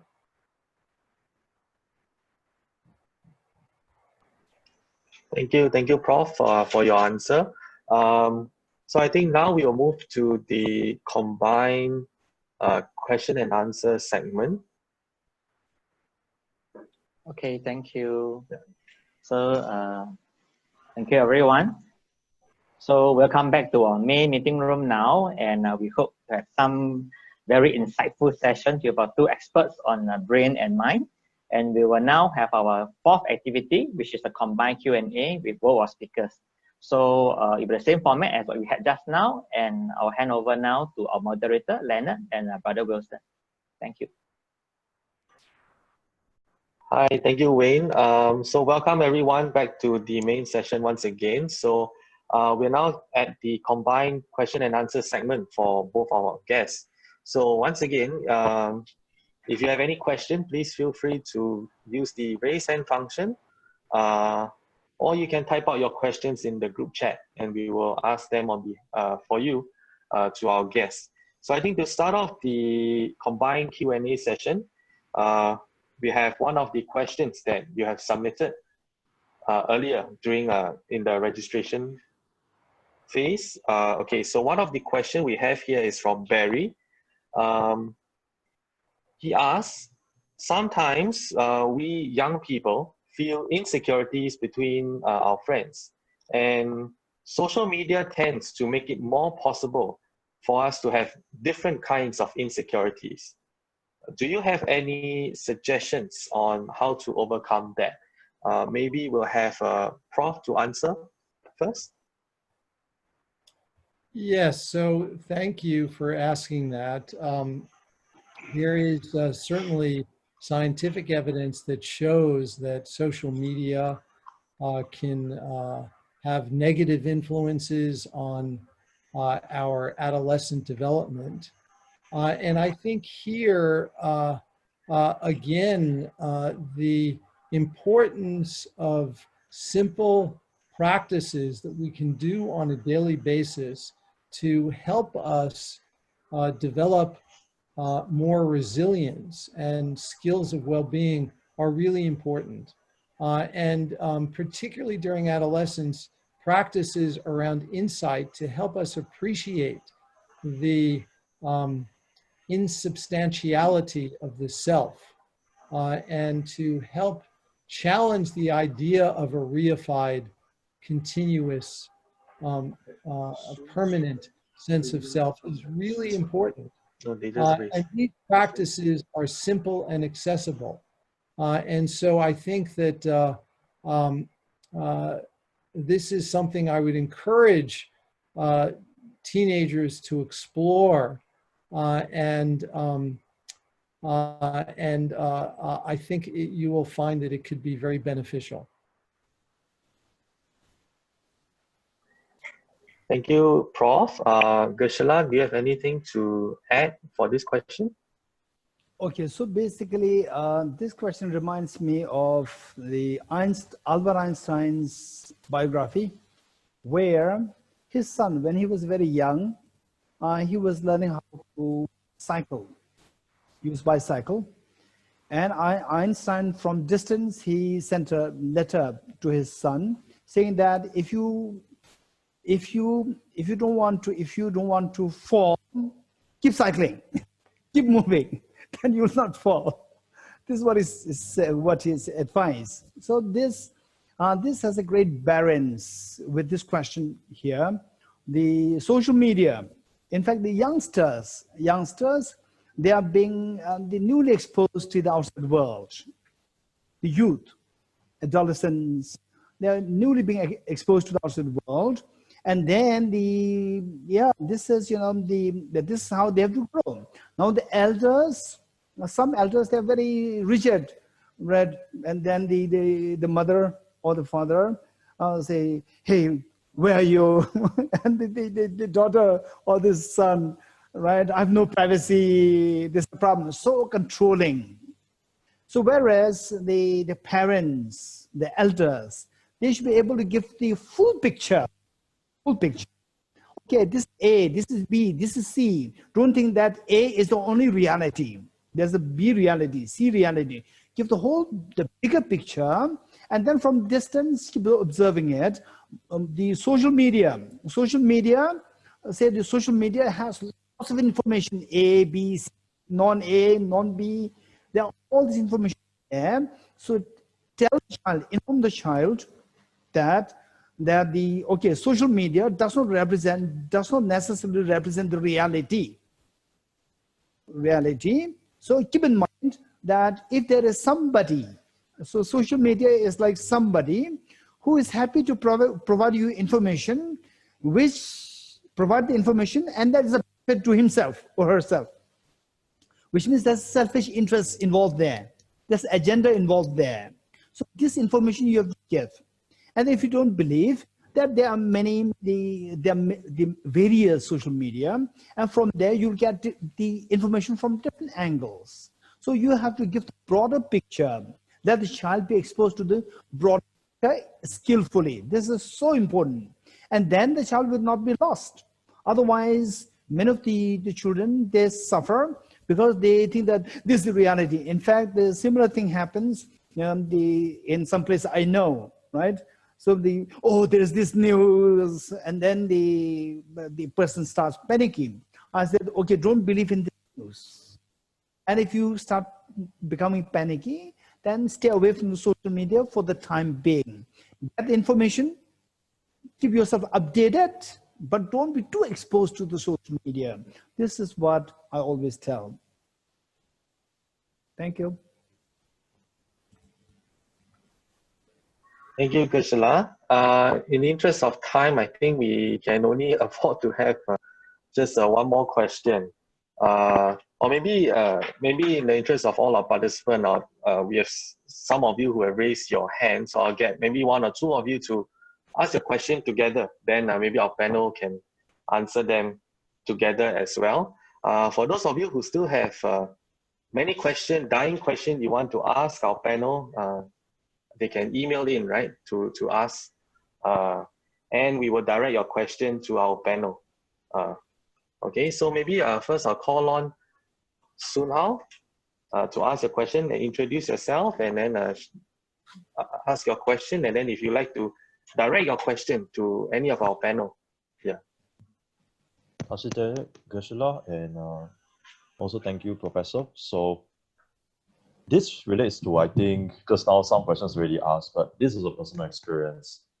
I'm now 21, and I tend to be very hot-headed and compulsive, and admittedly, I do have some suicidal thoughts, like relapsing here and there. So to Geshe, I want to ask, does it mean that I'm not putting enough effort, or because I have studied already a year and a half of Buddhism? And to Professor, does it mean that my brain is still underdeveloped?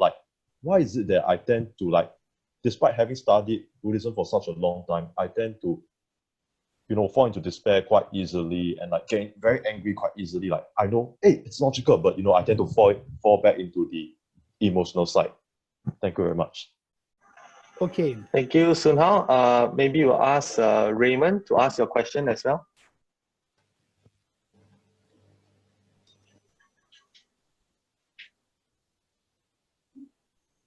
Raymond, you are muted. Yes, okay. Yes, 1 minute.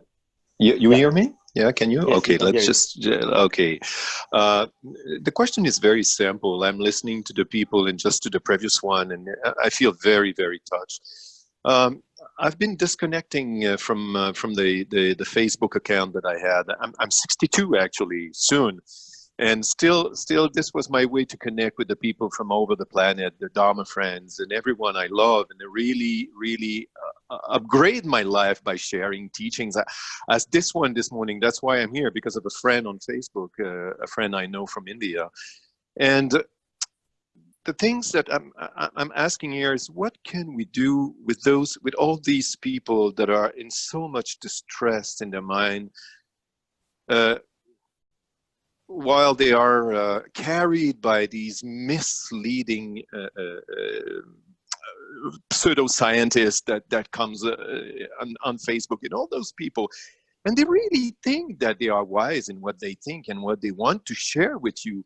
And I never know what to do with that. I just kind of disconnect from them, because I'm trying to tell them, well, you don't have to believe everything that you see, but they're so sure that we are blocked and closed and walled into something, or into our mind, because we don't want to follow these ideas. So I feel very, very sad, because I have the feeling that with those people, I cannot help, I cannot do anything. So what is your answer? What can we do to help these people to shift their mind inside and see something else than these very controversial ideas? All right. Thank you, both of you, for asking your question. Maybe Prof can answer first.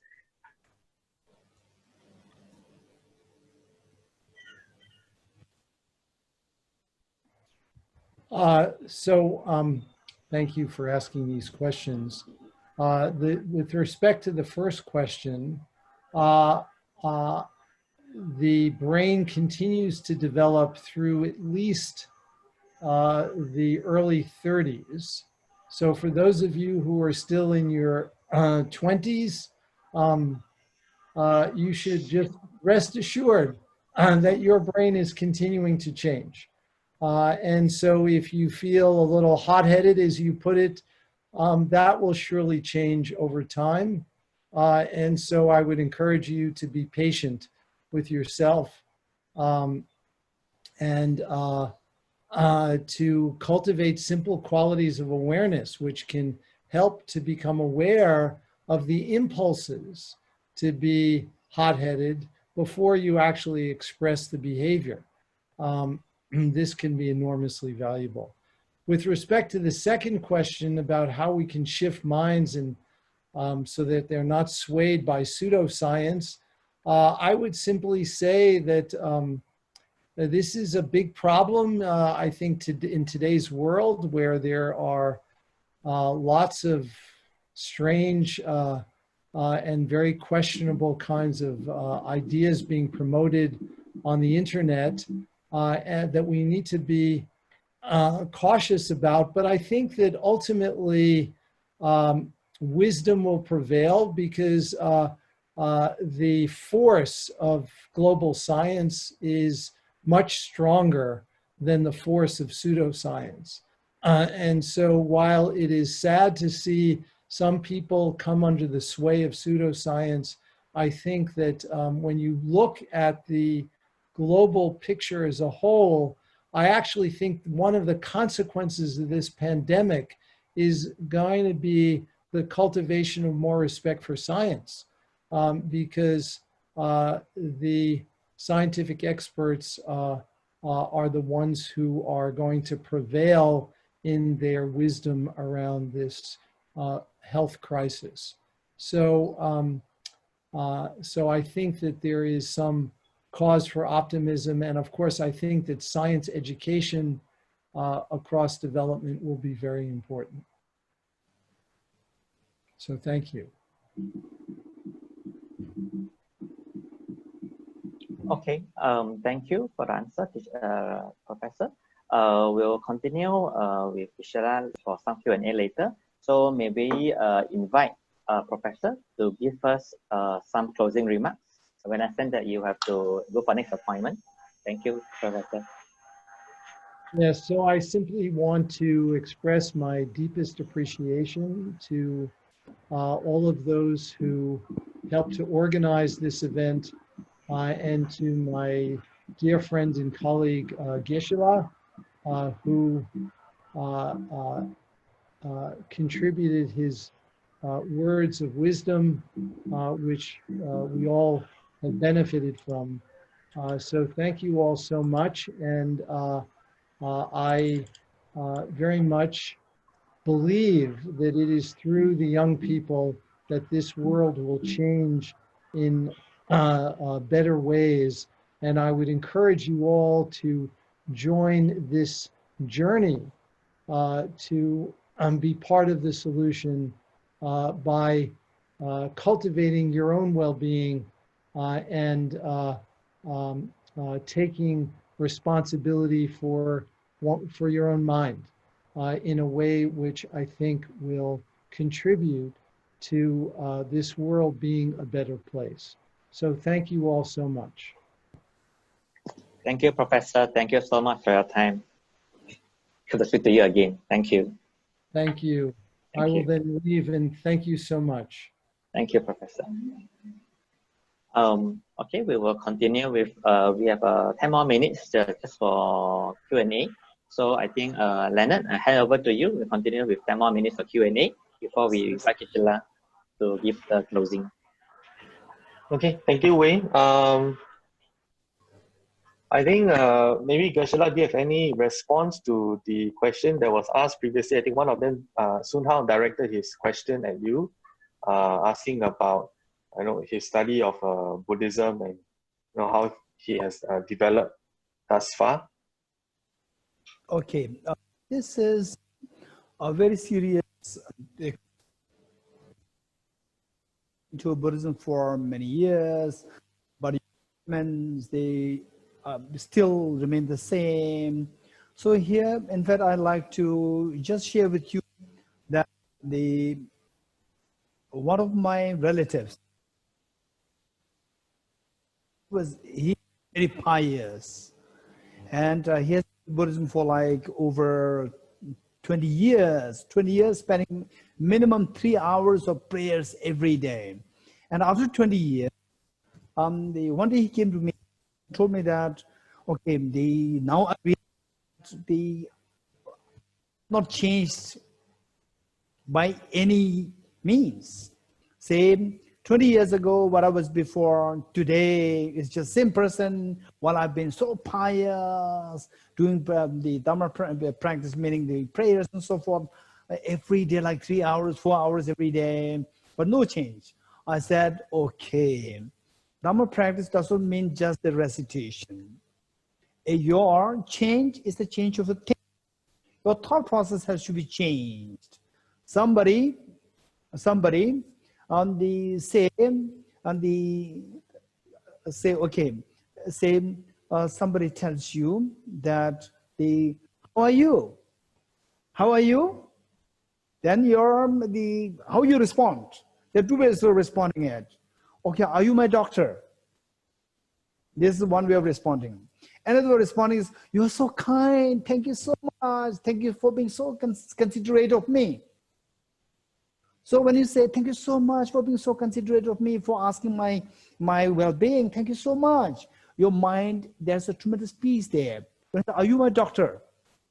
Hey, where are you going? Are you my spy? Are you my spy, right? So with this attitude, your mind is always not at peace. This is the point. So therefore, the point is that there is a difference in your cognitive thought process.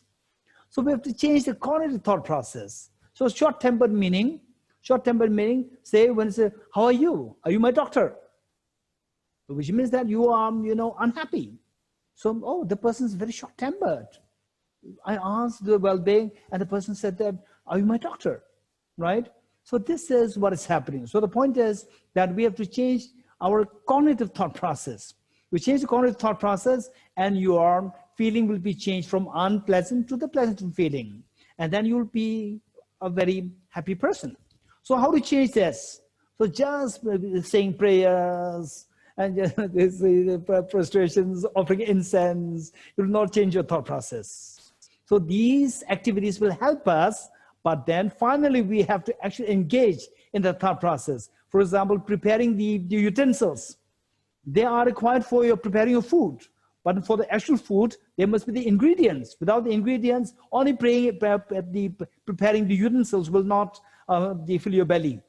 So therefore, the actual transformation in the thought process, that is required. So therefore, the study, reflection, and meditation, proper study.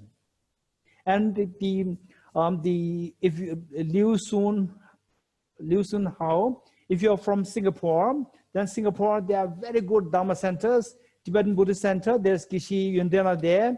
You must not miss attending those teachings, and that thought process must be changed within. So, and the ABC is there, TBC, Tibetan Buddhist Centers there, ABC is there, there are very good Buddhist centers there. You must make the use of these things. Prayers are very important, but then the actual transformation must happen through the change in the cognitive thought process. Thank you. And second part about how to be not swayed by the pseudoscientists. This is a very important point. To help them. This is the point. So for that matter, what I would say is that, okay, this is what I learned from many other people, not necessarily from the Dharma teachers, not necessarily from my Dharma teachers, from even some of the other people. From there, I learned this, that when somebody says that, okay, yeah, there's ether, right? There's ether. Ether means scientifically it is proven that it is non-existent. Oh, there's ether there. This is what the scientists said. Okay, yeah, it may be correct. Don't just say no. If you say no, the person feels hurt. The person will not listen to you again. Just say, yeah, it can be correct. But I also learned that it is not there, right? We have to explore which is correct. So always don't reject the other person outrightly. Say that, okay, it can be correct. We never know it can be correct. And I'm also learning for the first time, but this is what I learned. You also give to broaden the other person's eyes. In other words, give more alternatives. Then the way Professor Richard Davidson said that the person seeing the options from there, then the person is into a, what is that? Shopping mall. Shopping mall, cheese, there are hundreds of cheese. Then from there you can choose. Whereas if there's only one cheese, whether you like it or not, you have to take it. We should make the other person feel get the options. Thank you. Thank you, Geshe, for your answers. We'll just go on to the next question. Sanjay asks, maybe Geshe, can you share with us some daily practices for beginners of practice? Yeah. Okay, so basically the daily practice, what I would say is that it depends on the individual. If the individual is the Buddhist, then there's a practice. If you are a Muslim, you have your own practice.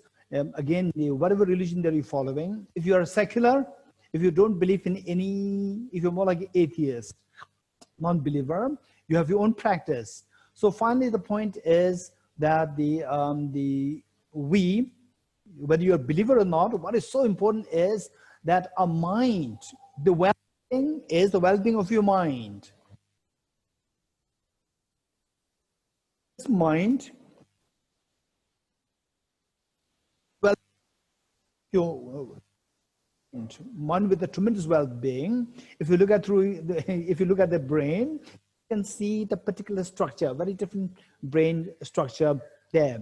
Brain correlates are very different. So the point is that well-being of your mind. Well-being of the mind, what is so important is three things. Number one is, it doesn't matter whatever religion that you're following. Even if you're a non-believer, even that is fine. One thing is that learn how to maintain your mind stable. In other words, concentration. Learn how to build your mind. Say, when you're learning quantum physics, your mind is fully there, concentrated, rather than deviating shopping malls and the laundry, groceries, and so forth. Instead of that, just how to focus on quantum physics. Or if you're learning music, just on the music, not distract anywhere. For that, you have to build concentration. This is number one. This is for universal. Whether you believe it or not, it doesn't matter, number one. Number two is that cognitively, you must be very active and you must be very rich. cognitively, very rich, profoundly rich, and vastly rich. Try to enrich your cognitive thought process. Always be open to learn any knowledge. This is very important, number 2. So that will make you confident, number 2. Number 3 is compassionate. Learn how to be compassionate. Be positive. Be positive. From the positivity and optimistic, you will learn how to be compassionate.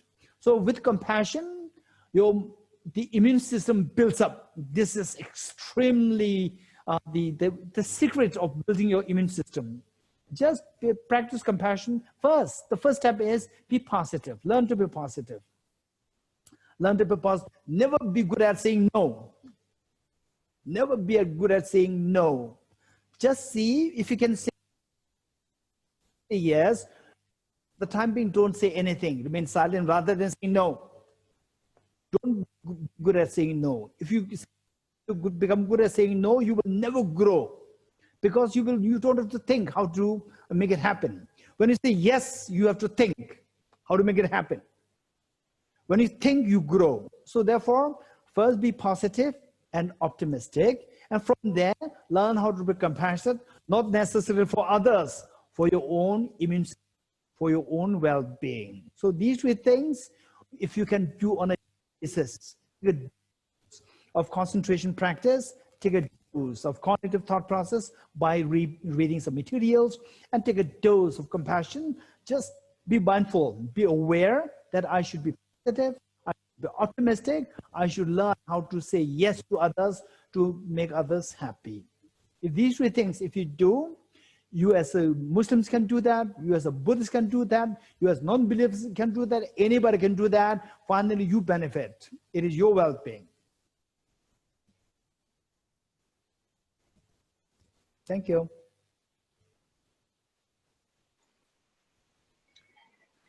Thank you, Leonard and Brother Wilson, for moderating our Q&A. And yes, indeed, be quite eye-opening for all of us. And we received many questions, and due to the excellence of time, we are not able to answer all the questions. However, but you still can email us some of the questions. We try to have them addressed and reply by our speakers. So we'd like to invite Geshe to give his closing remarks. Geshe, please. Okay, thank you so much, the organizers. This is an extremely, extremely noble task. Finally, the world is determined whether the world is going to be the rich, harmonious, happy, or unhappy, destructive, is all determined by the youth. So the youth plays the world. Youth plays the role to make the world. So this the coordinator, Southeast Asia coordinator under the office of His Holiness the Dalai Lama and Tibetan Buddhist Center took this initiative. In fact, I can say that in this world, we see somebody who has taken such the initiative to take care of the youth and particularly pertain to the well-being. This is so precious, and I request Tibetan Buddhist Center and the Southeast Asia coordinator under the office of His Holiness the Dalai Lama to kindly organize a similar program more often in the future by inviting other scholars, practitioners from different traditions, and the scientists and so forth. This is so precious. And the youth, I can see that there are many youth from the Southeast Asia. So now finally, you should take the role, take the lead to make it really take it forward. This is so important, and so this is amazingly noble task. And for the bad things, one incident is good enough. For the good things, it should happen continuously. For the bad thing, one thing is enough just to erase the fame or whatever. Good things, one is not enough. It must be consistent. So I request the host, the organizers, to continue organizing these programs. And from Tibet House here, in whatever capacity we can be of help, we'll be very happy to render service to support you. And then for all the audience, We are very fortunate that Professor Richie Davidson was there with us, and he is a world-renowned scientist and a world-renowned psychologist, and somebody who is into both these streams, a contemplative neuroscientist. He's an incredible renowned scientist. We are so lucky to have him, and you can feel the warmth of this great speaker. So the host, I would highly, highly recommend that you can, if you can bring such a renowned neuroscientist like Professor Richie Davidson in the future as well. And then for all the audience, finally what I would say is that particularly the youth, your life is so precious. You have a tremendous capacity to bring a change in the world, in your country, in your community, and in your family. Begin by making your mother happy. Don't shout at the mother. If you can stop shouting at the mother, from there you can start to change the world. This is my request. In other words, be happy. Two things: be kind to yourself and be wisely kind to yourself. Be kind to yourself means make yourself happy. Remove your, say, the miseries to the best you can. Number two is be wisely kind to yourself. By drinking, does not make you wisely kind to yourself. Be wisely kind to yourself, meaning do those things which will actually make you happy. Stay away from those things which will make you unhappy. So the well-being, it is be kind to yourself, be wisely kind to yourself. How do we know this? That as the time lapses, you become happier, happier, happier means if you become happier, happier, happier, you are being wisely kind to yourself. And as time passes, if you become more and more unhappy, you are being unwisely kind to yourself. Okay, thank you, all the host, organizers, and all the participants. Thank you so much. It is a great joy and meaning for all of us to be together. Thank you so much. Let us pray that the world sees the better tomorrow, where everybody is harmonious and being kind to each other. Thank you so much. Thank you, Geshe, for the closing remarks. From the dialogue, it has been comforting to know that we have the ability within ourselves to rewire our brain and to transform our mind, to make ourselves more resilient toward challenges or becoming a happier person. You probably may have more questions now than before the dialogue, but we hope these questions in your mind now will lead you to investigate more about our minds instead of being controlled by our undisciplined minds. So please feel free to write to us, email us, and we will do our best to have them answer to our speakers and teachers. So on behalf of the Independent Buddhist Center Singapore and Southeast Asia Coordinator Office of His Holiness Dalai Lama and all our supporting organizations such as Tibet House and many others, we would like to thank our two distinguished speakers today, Professor Richie, who has probably woke up very early just now, and as well as Geshe, who has always been supporting our events. So thank you, Geshe, as well as Professor Richie. We also like to thank our youth group, which consists of Leonard from Singapore, Yovi from Indonesia, Frankie from Malaysia, Lin from Vietnam, and Titima from Thailand. So good guys, good job guys, and keep up the good work. So last but not least, I want to thank our video conference team here and from the Buddhist Center, who has been behind all our major Zoom events this year, Facebook Live, YouTube Live, etc. So they are Jacqueline, Carrie, Sonam, and Pizza. So with that, I hope everyone can participate in our last activity by giving us your feedback via the 2 poll questions. So thank you everyone, and good night.